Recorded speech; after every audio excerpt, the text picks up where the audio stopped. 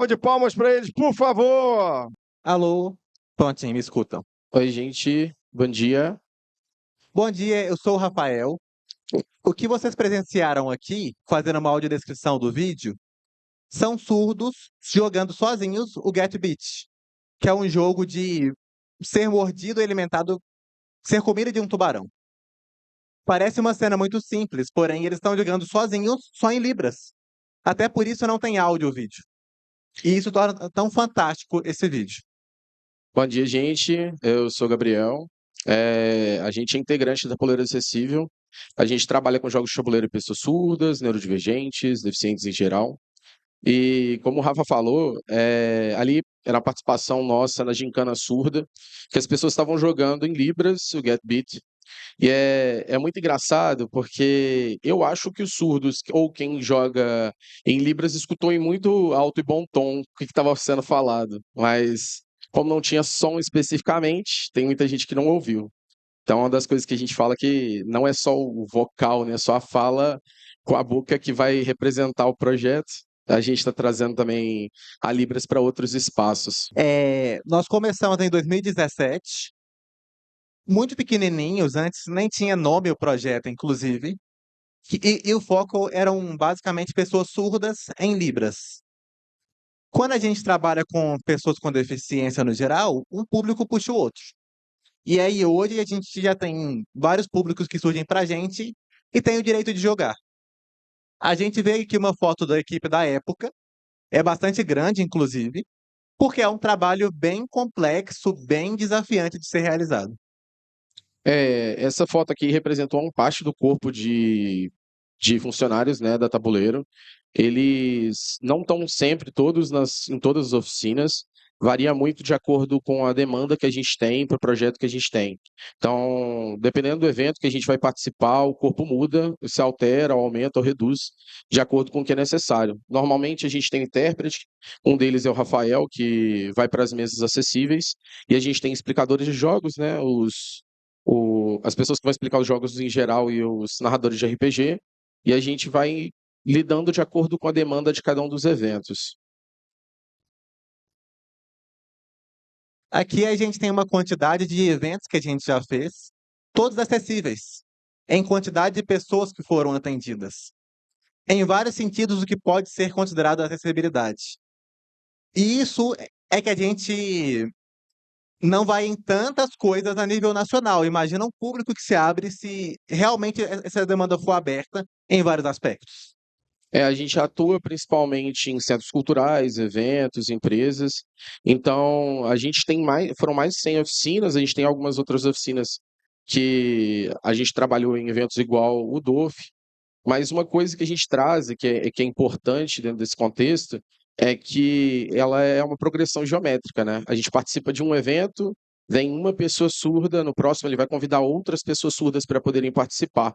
Assim como a gente vai num evento, a gente gosta, pessoas que têm deficiências ou limitações que vão a um lugar que elas são acomodadas, elas vão querer que outras pessoas que elas já convivem no dia a dia delas venham a participar também. Isso serve tanto para a gente quanto com qualquer outra pessoa, independente da limitação. E aqui são vários públicos que a gente pode trabalhar e todos com um desafio próprio. Crianças, idosos, pessoas com deficiência, familiares, cada grupo com sua particularidade tem que ser trabalhado de um jeito. Isso também é acessibilidade. Como entender cada pessoa que vem jogar com a gente? A gente começou principalmente, no caso, né, o Rafael, que é o idealizador do projeto, ele começou trabalhando especificamente com a Libras, com a psicologia, porque ele é psicólogo, e com os jogos de tabuleiro, que eram as paixões dele. Inicialmente, aplicava-se especificamente em pessoas surdas, porque ele é intérprete. Mas, com o tempo, as atividades em centros culturais e nos eventos em geral foram puxando outros tipos de pessoas com deficiências diversas e neurotipias em geral. Então, as pessoas começaram a ter acesso a esses jogos porque era um espaço minimamente inclusivo. Então, elas participavam mesmo não tendo uma divulgação específica, por exemplo, para uma pessoa cega ou para uma pessoa neurodivergente, as pessoas iam porque elas viam que tinha alguma acessibilidade e essa acessibilidade puxava essas pessoas para o evento. Isso a gente pode citar, inclusive, o DOF, outros eventos em geral que a gente convive tanto em São Paulo quanto ao redor do Brasil também. A gente tem um acervo especificamente muito voltado para jogos que são visuais, mais velozes, principalmente dos tipos de eventos que a gente desenvolve. Então, tem o Celeste, o Double, o Flashpoint e uma série de outros jogos que a gente trabalha que normalmente são jogos acessibilizados. Então, jogos que já existem, e existem centenas dessas listas pela internet de jogos que podem ser jogados com pessoas surdas, com pessoas cegas, com pessoas neurodivergentes em geral. Mas uma coisa que a gente quer falar também é que já começaram a ter, principalmente, desenvolvedores que são deficientes e que desenvolvem os seus próprios jogos, e além disso, pessoas que não são necessariamente deficientes, mas querem produzir jogos para esse público. Então não quer dizer que esse jogo, inclusive, assim como o Double é um jogo para um público que é ouvinte, ele não possa ser jogado por uma pessoa surda, assim como o Librando Cards, que é um jogo feito para pessoas surdas, não possa ser jogado por uma pessoa que é ouvinte. O Double, por exemplo, para adaptar com surdos, joga-se por apontamentos. Não precisa trazer alguma fala, ou só com sinais, com quem é fluente. Muito simples adaptar. E isso varia todos os participantes.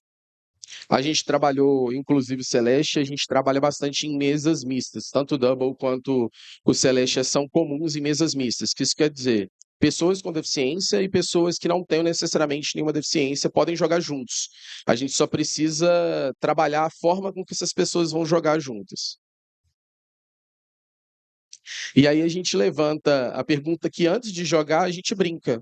E aí vocês acham que a gente brinca por quê? Tem algum motivo que a gente brincou na infância? A gente brinca também na idade adulta, tem o termo brincante, né?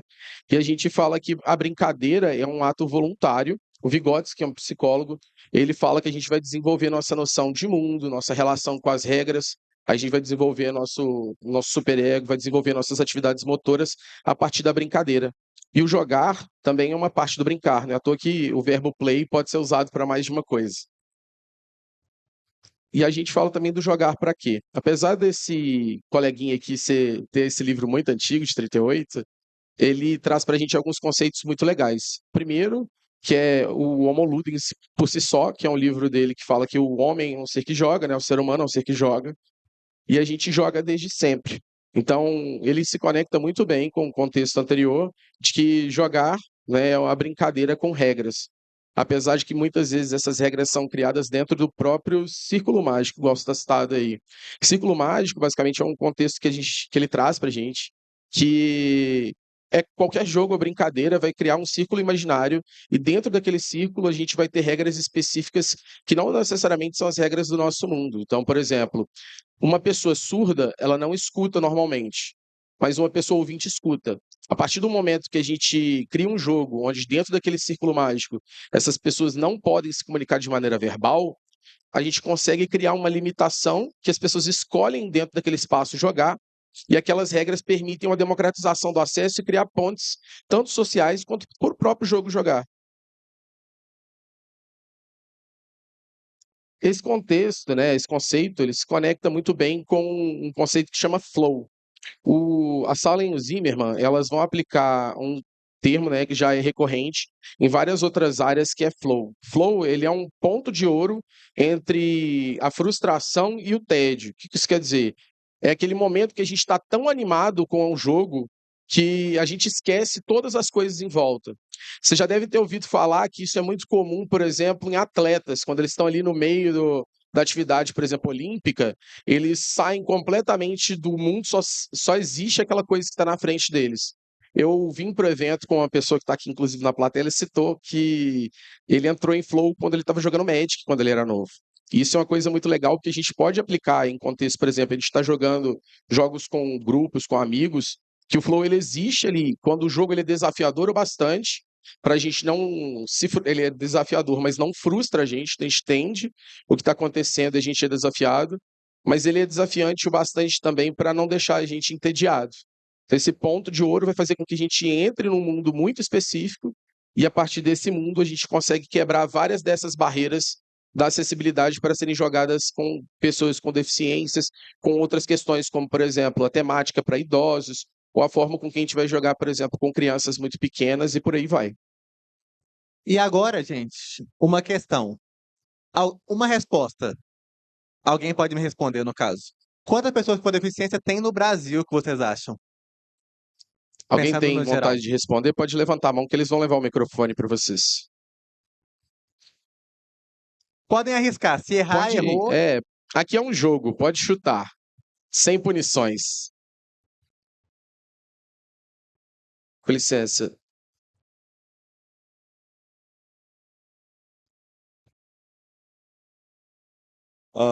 Uns 30 milhões? Um bom número. Bom número. Alguém mais?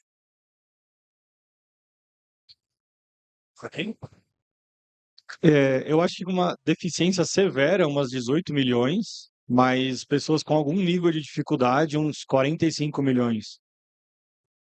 Bons números também. Boas respostas. Vamos lá? Pode falar. Pode passar. Ó, a gente vai apresentar alguns números aqui do IBGE de 2022, mas já existem alguns números de 2023 e de outras organizações. Basicamente, 14,4 milhões de pessoas têm alguma condição no Brasil, então isso é cerca de 7,3%.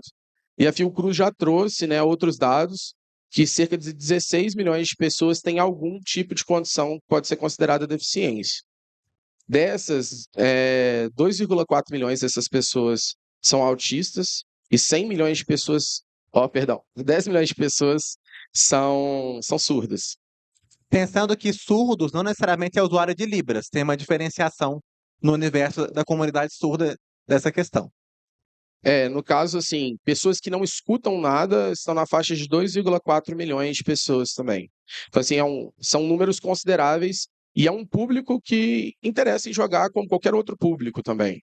Isso é uma das coisas que a gente gostaria de trazer. Que dentro de cada uma dessas pessoas, por exemplo, tem o mesmo potencial jogador de cada uma das pessoas que está aqui na plateia ou está aqui no DOF. E aí uma questão é, todos podem jogar? Alguém arrisca responder isso aí? Alguém pode dizer? Todo mundo pode jogar?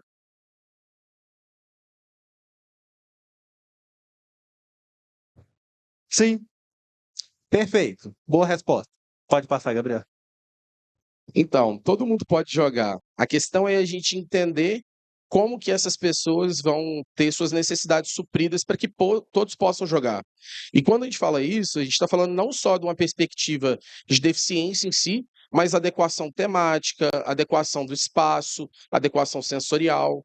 Então, a gente não está falando especificamente só sobre acessibilizar em braille, por exemplo, para uma pessoa cega jogar. Mas a gente está falando também de acessibilização para crianças, temáticas em geral que são aplicadas. Então, da mesma forma que cada pessoa tem um gosto diferente de jogar um jogo, a gente tem questões temáticas, tipos de mecânicas diferentes que a gente vai gostar. A acessibilidade também entra dentro desse aspecto, de acessibilizar a forma com que essas pessoas vão se entreter e querer jogar também. E agora, explorando possibilidades concretas, com crianças, é aquela coisa clássica do colorido, do simples, mas não do simples, porque a criança, sendo bem popular aqui, não é burra, a criança aprende, ela tem experiências. Adeque-se ao mundo dela. Você vai entender essa ludicidade e pode colocar regras. Se ela for muito novinha, simplifica a regra dela aprender. Pega um jogo de coordenação motora, tipo Dança dos Ovos. Pega um double para brincar ali, adequando com ela na velocidade. Inclui ela no processo. Não é porque é criança que ela não consegue dar conta de jogar. A gente até gosta de citar que, apesar de não ser um jogo moderno, né, a gente vê crianças muito novas ao redor do mundo em redes sociais viralizando o tempo todo jogando xadrez, que é um jogo super complexo também, e a níveis, tipo, competitivos. Se essa criança consegue entender uma regra de xadrez, que é um jogo histórico muito complexo, que tem ligas mundiais, eu acredito que qualquer jogo moderno a gente possa adequar para essa criança aprender a jogar e que possa jogar. Obviamente que vai existir um contexto que a gente pode falar, por exemplo, uma carta muito grande para uma criança com a mão pequena, ela não vai conseguir segurar essas cartas da mesma maneira que um adulto. Isso é uma forma de pensar que ela possa jogar o jogo. Então, talvez, dependendo do jogo, ela necessite de um kit de acessibilidade, um segurador de cartas e por aí vai. Inclusive, eu já vi vários casos na comunidade de jogos de pais que ensinam os filhos a jogar desde crianças e com 10 anos estão jogando jogos de 3 horas. Porque foram treinados ao longo do tempo pelos pais. E tudo bem.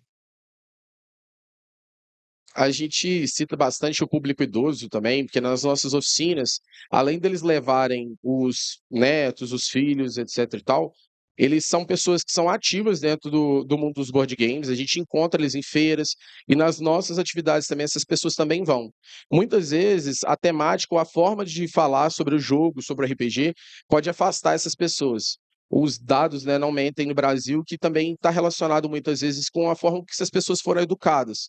Eu cito, por exemplo, que no meu estado, né, a forma com que a mídia tratou um caso específico de um crime que foi cometido em Ouro Preto afastou, por exemplo, a minha avó de ver eu jogando RPG quando eu era adolescente. Porque aconteceu um crime que esteve relacionado com a forma de que as pessoas cometeram o crime, estava relacionado que elas estavam jogando RPG, consequentemente, na cabeça de muitas pessoas que têm como única forma de informação a televisão ou o rádio, elas automaticamente criam um preconceito. Então a gente tem que trazer essas pessoas para perto com temáticas que agreguem à realidade delas também. Essa foto em específico é uma das experiências mais marcantes que nós temos. Esse senhor que está aqui, ele é surdo-cego, que é basicamente a Libras que a gente faz, só que tátil. E aí, para a gente jogar isso com eles, foi uma estrutura muito grande. Foi eu de intérprete, esse outro rapaz que acompanhava só ele. A gente pegava as cartas que eram números, entregava para ele poder enxergar, porque ele enxergava num ângulo limitado. E ele quem organizava os bonequinhos e colocava as cartas para ele ser parte do jogo. E isso que tinham outras pessoas surdas na mesa e estudantes de Libras. Foi uma mesa que ocorreu só em Libras, pensando em uma deficiência dupla ainda. E como a gente fala que jogar, né, a ideia de as pessoas estão querendo se divertir, elas estão jogando porque voluntariamente elas estão ali. Então, uma pessoa, mesmo com todas essas questões ali dentro do espaço, num evento que estava relativamente cheio no dia, a gente conseguiu separar um espaço e essa pessoa quis jogar. E ela se divertiu, inclusive a gente mais para frente vai voltar nessa experiência, porque ele jogou outros jogos com a gente também. Também com o público autista, que é esse ambiente tranquilo, esse ambiente de respeito, de reconhecimento.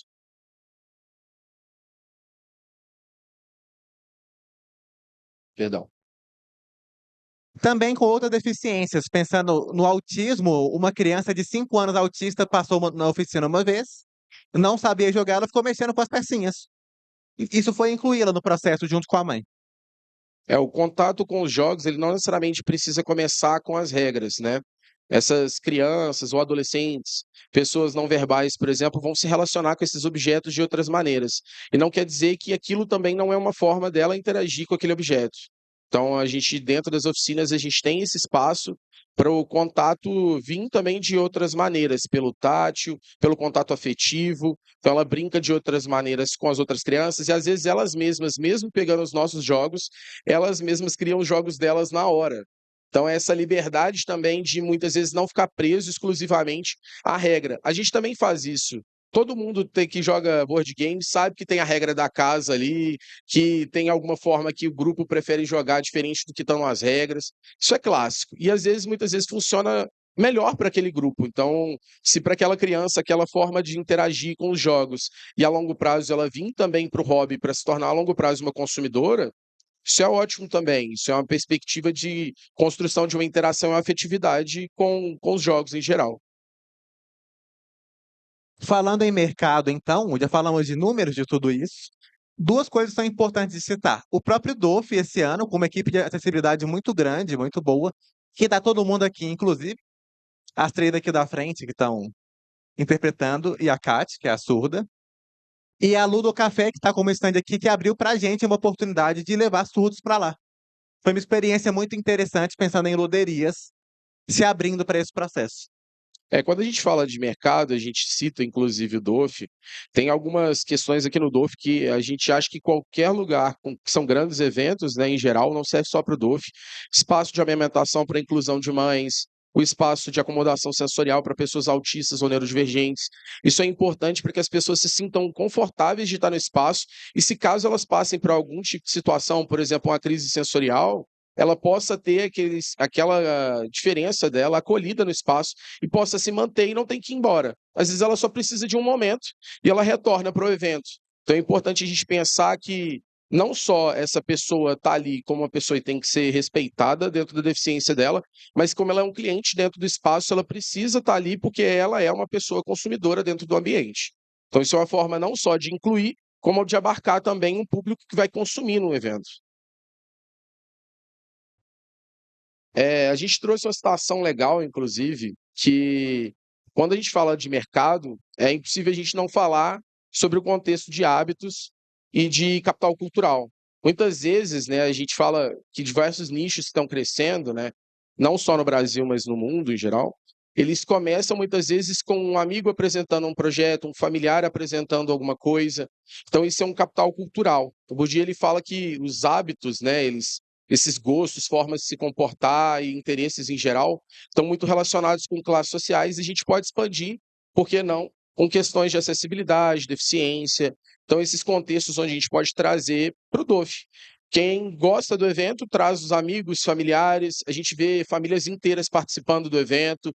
Essas crianças, por exemplo, que estão sendo amamentadas no DOF aqui, provavelmente vão crescer com os pais jogadores e vir frequentar a longo prazo o evento, vão se tornar público consumidor da mesma maneira.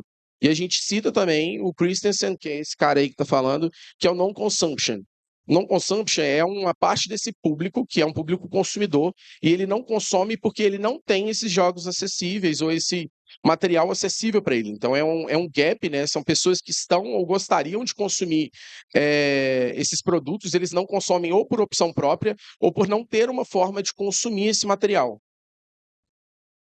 A gente trouxe algumas histórias, uma rápida pesquisa pelo BGG, pelo Ludopedia, pelo Reddit, tanto Brasil quanto internacional. A gente tem várias histórias que são fáceis de serem encontradas de pessoas, por exemplo, que ao longo prazo desenvolveram alguma deficiência, ou pessoas, por exemplo, que nasceram com deficiência, têm amigos que são deficientes, e elas querem jogar com essas pessoas, elas interessam em jogar ou manter jogando depois de terem desenvolvido alguma deficiência e elas estão interessadas em consumir esses jogos. Aqui, por exemplo, a gente fala sobre a demanda no Brasil, que está crescendo, né, de pessoas que estão desenvolvendo jogos para pessoas cegas, surdas e para pessoas neurodivergentes. Mas apesar da gente ter uma demanda, ter várias dessas listas online falando sobre acessibilidade para jogos PCD, RPGs para PCD, essa história aqui é muito legal, que a moça fala que o namorado dela desenvolveu surdez a longo prazo e ela queria um mestre de RPG que ajudasse eles a continuar jogando, inclusive.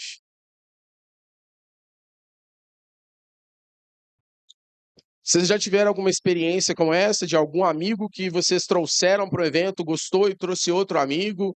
Alguém que vocês convivem, que tem algum tipo de dificuldade? E quando eu falo dificuldade, eu não estou falando dificuldade exclusivamente de deficiência, não. Eu estou falando, por exemplo, alguma família, algum pai, mãe, que não gostava de alguma temática e vocês apresentaram algum jogo, alguma coisa do tipo, que atingia ele de maneira afetiva para jogar com vocês e a partir daquele momento começaram a jogar? Alguém tem Ou, algum exemplo na ou plateia que quer falar? podem perguntar também se quiserem. A gente abre esse momento para vocês. Com licença. Oi. Pode falar. Vocês estavam falando, tem o caso, por exemplo, das. Chega mais próximo do microfone, Oi? por favor. Tá melhor assim?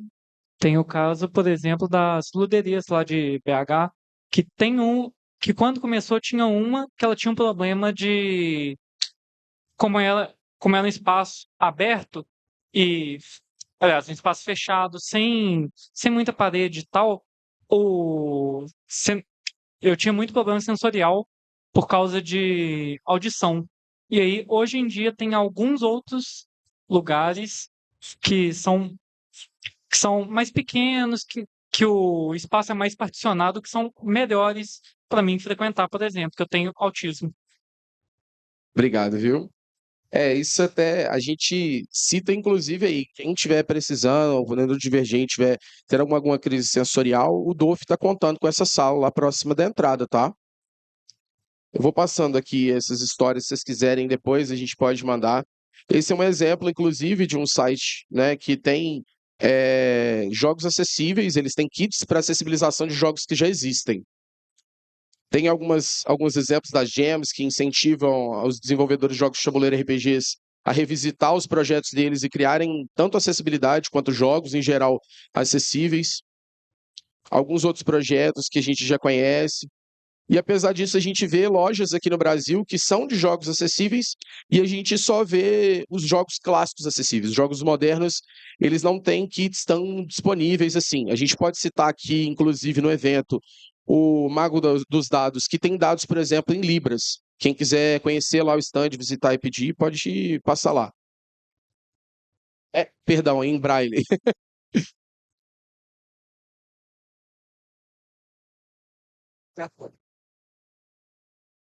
A gente vai falar um pouquinho de algumas das experiências aqui, passando rapidinho, nossas, e a gente vai abrir para uma rodada de perguntas, tudo bem? Essa foi que a gente falou do senhor idoso, surdo cego. Pessoas surdas jogando sozinhas. Junto com pessoas ouvintes. Também uma cena de Símbiote das Trevas, um jogo narrativo. Vocês podem ver que eu estou super caricato interpretando e ele também. Ou seja, todos podem jogar adaptando a experiência. Esse foi um dos exemplos mais legais que a gente tem, porque foi uma das mesas mais mistas que a gente teve. Então, assim, é um jogo super caótico. A gente tinha intérpretes, pessoas idosas, a gente mudou a temática. Ao invés de ser uma coisa do mal, assim, igual o Mestre das Trevas, a gente mudou um pouco o nome. E era porque os lacaios tinham perdido, foram comprar pães e não trouxeram os pães de volta para o café da manhã para o mestre. São pessoas surdas somente jogando. Aqui tem um RPG com cegos, só com fichas em braille. Não tá dando para ver que a gente está aqui um pouquinho na frente do slide, mas o nosso narrador intercultural, que é o Diogo, ele narra Pathfinder para pessoas cegas. Um espaço de pessoas surdas e ouvintes, mas usando a Libras. Também para outros contextos que não deficiência. A barreira da língua não só relacionada a Libras, a gente também lidando com questões culturais em geral e criando essas pontes. E assim vai outras experiências que a gente vai tendo, pode ir passando. São tantas que meia hora é impossível de contar, então é isso. Bom, a gente tem algumas referências nossas aqui, se alguém quiser a gente manda depois, a gente vai abrir para a rodada de perguntas agora. Uma pergunta, na verdade, né? Infelizmente não teremos tempo para as Uma perguntas. pergunta ou comentário.